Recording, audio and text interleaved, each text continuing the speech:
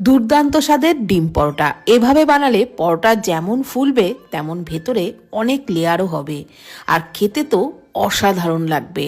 আর এর সাথে কোনো তরকারিরও প্রয়োজন হবে না, ব্রেকফাস্ট বা ডিনারে একদম কম সময়ে তৈরি করতে পারবেন। ডিম পরোটা বানানোর জন্য প্রথমেই ময়দাটা মেখে নেব। তার জন্য একটা বোলের মধ্যে নিয়ে নিলাম হাফ কাপ আটা, হাফ কাপ ময়দা। আটা ময়দা মিশিয়েই করছি, আপনারা চাইলে শুধু ময়দা বা শুধু আটা দিয়েও তৈরি করতে পারেন। পরিমাণ মতো লবণ, একটু চিনি দিয়ে দিলাম হাফ চামচেরও কম, আর 2 টেবিল চামচ সাদা তেল দিয়ে খুব ভালো করে সমস্ত কিছু মিশিয়ে নিলাম।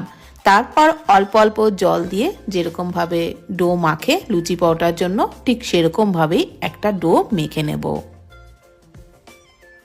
ডোটা একটু ঠেসে ঠেসে খুব ভালো করে মাখবেন, তাহলে পরোটা কিন্তু খুবই সফট হবে। আর খুব নরমও না খুব শক্তও না, নর্মাল লুচি পরোটার জন্য আমরা যেরকমভাবে ডো মাখি ঠিক সেরকমভাবেই কিন্তু মেখে নিয়েছি। এবারে এটা ঢাকা দিয়ে 10 মিনিটের জন্য রেস্টে রাখবো। 10 মিনিট পর ঢাকনাটা তুলে নিলাম, তারপর আবারও একটু মেখে নিচ্ছি। আবারও খুব বেশিক্ষণ ধরে মাখার দরকার নেই, ওই একবার দুবার একটু ডলে নিলাম, তারপর এর থেকে লেচি কেটে নিচ্ছি। পরোটার মতো সাইজের করেই লেচিগুলো কেটে নিচ্ছি, লুচির থেকে একটু বড় সাইজের করেই কিন্তু কেটেছি।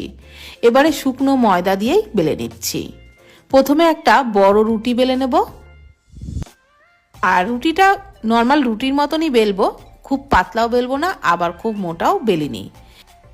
এইবার বেলা হয়ে গেলে ছুরি দিয়ে মাঝখান থেকে 2 ভাগে চিড়ে নিলাম, মানে এ পাশেও 2 ভাগে চিড়ে নিলাম, ওই পাশেও কিন্তু একই রকমভাবে 2 ভাগে চিড়ে নিয়েছি।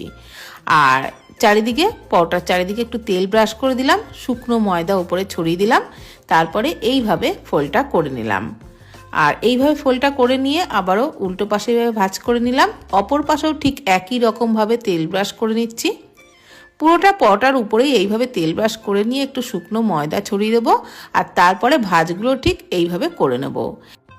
এইভাবে কেটে ভাঁজ করে যদি পরোটা বেলা হয় তাহলে পরোটার মধ্যে কিন্তু অনেক লেয়ার হবে আর খেতেও দারুণ খাস্তা হবে। আপনারা নিশ্চয়ই বুঝতেই পাচ্ছেন যে পরোটা কিভাবে তৈরি করেছি, ঠিক এইভাবেই কিন্তু বানিয়ে নেবেন। এবারে শুকনো ময়দা দিয়ে আবারও একটা চৌকো মাপের পরোটা বেলে নেব। আর খুব পাতলা করে কিন্তু বেলবো না, নর্মাল পরোটা যেরকমভাবে বেলে ঠিক সেরকমভাবেই বেলে নিয়েছি। আর একইভাবে সব পরোটাগুলোকেই বেলে নিয়েছি। এবারে একটা ছোট থালার মধ্যে 2 ডিম ফাটিয়ে নিচ্ছি। আমি যেহেতু এখানে 4টে পরোটা তৈরি করব, তো সেই কারণে 2 ডিমেই কিন্তু 4টে পরোটা হয়ে যাবে। আপনারা যদি বেশি পরিমাণে তৈরি করেন তাহলে ডিমের পরিমাণটাও বাড়িয়ে দেবেন। এবার ওর মধ্যে দিয়ে দিলাম একটা মিডিয়াম সাইজের পেঁয়াজ কুচি, 2 কাঁচা লঙ্কা কুচি, অল্প ধনেপাতা কুচি, পরিমাণ মতো লবণটাও দিয়েছি। এবারে সমস্ত কিছু খুব ভালো করে ডিমের সাথে মিশিয়ে নিচ্ছি।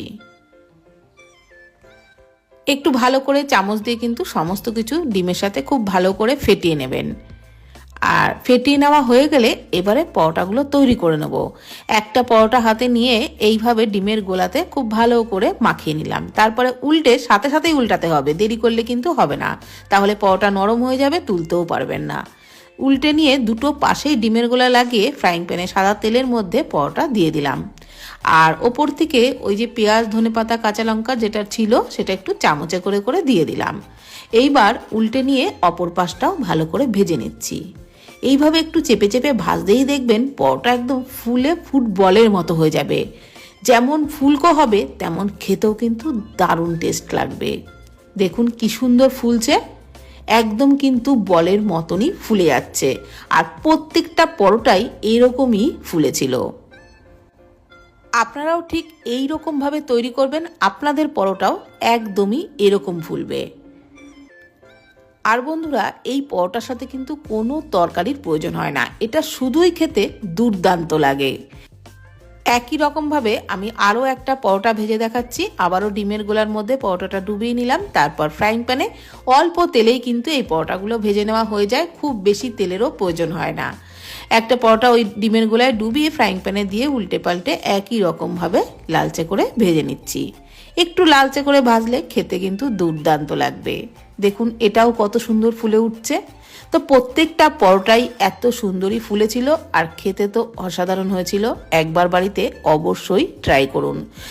আর বানানো তো একেবারে সহজ, যে কেউ একবার দেখলেই বানাতে পারবেন, আর খেতে তো দুর্দান্ত লাগবে। তো ভিডিওটি ভালো লাগলে প্লিজ কমেন্টের মাধ্যমে জানাবেন। আজকের মতো এই পর্যন্ত। ভালো থাকবেন, সুস্থ থাকবেন, ধন্যবাদ।